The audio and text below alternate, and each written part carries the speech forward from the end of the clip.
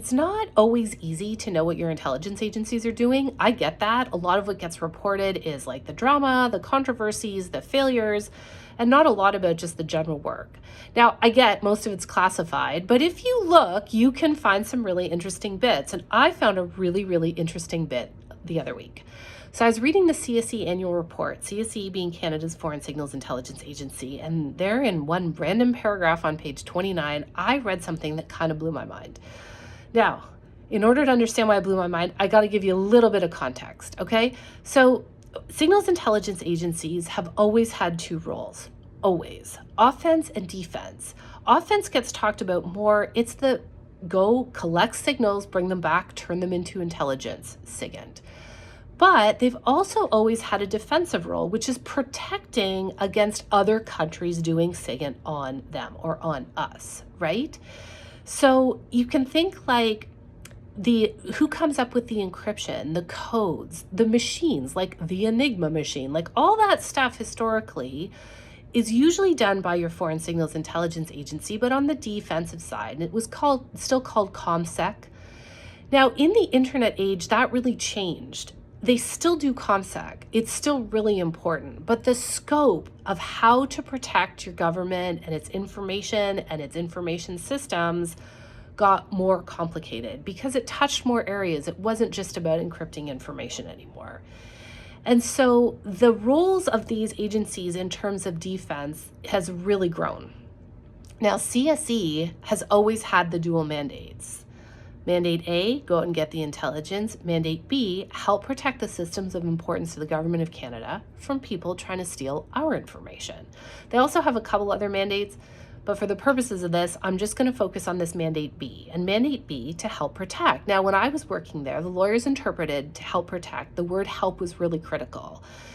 Help meant we had to be invited in. So we couldn't unilaterally go in and like do something to somebody's systems. If we want to do something to somebody's systems, they have a new mandate for that now. They didn't have it when I was there. It's like Mandate D.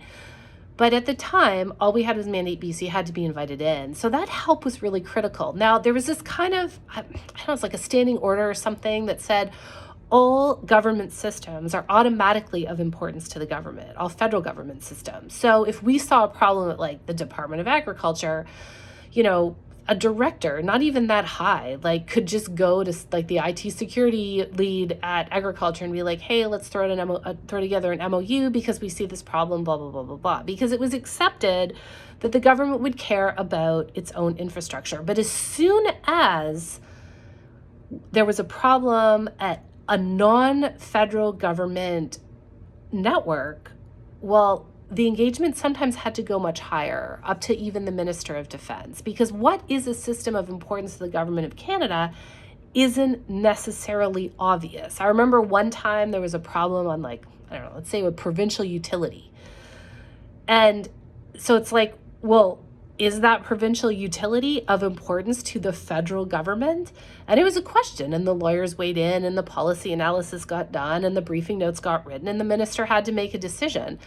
But it was a big deal for CSE to actively help someone outside the federal government. Now, they helped in other ways, like there was a lot of advice and guidance and, information documents and a whole bunch of stuff that CSE produced. But that active, like people are going to go in and help, as soon as it was outside the federal government, somebody very senior had to make a decision if it was a system important. So the thing that blew my mind the other week when I'm reading the CSE report is apparently in 2022, the Minister of Defense declared the systems of Ukraine and Latvia systems of importance to the federal government.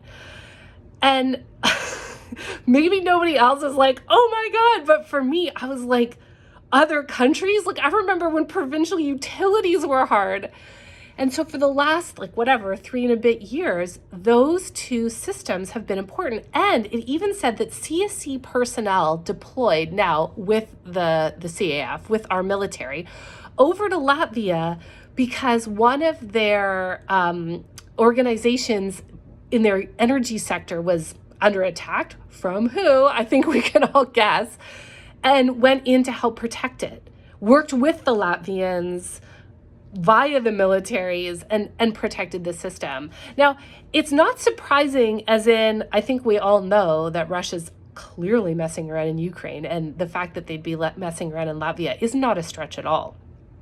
It's amazing to me that the defensive side of our Foreign Signals Intelligence Agency is now doing overseas deployments to protect foreign systems because our government has decided we have a vested interest in them. That was mind-blowing to me.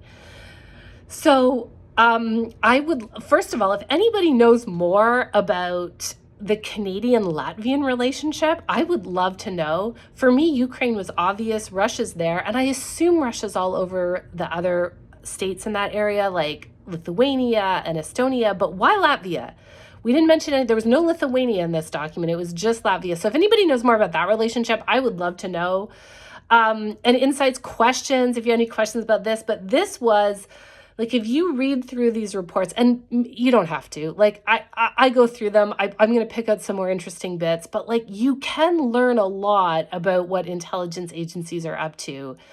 It's a little bit subtexty, and so I hope my videos help you maybe parse through some of this stuff, but it's there. It's there for the taking to understand. Anyways, questions, comments, let me know. Otherwise, as always, I hope everyone's doing fantastic.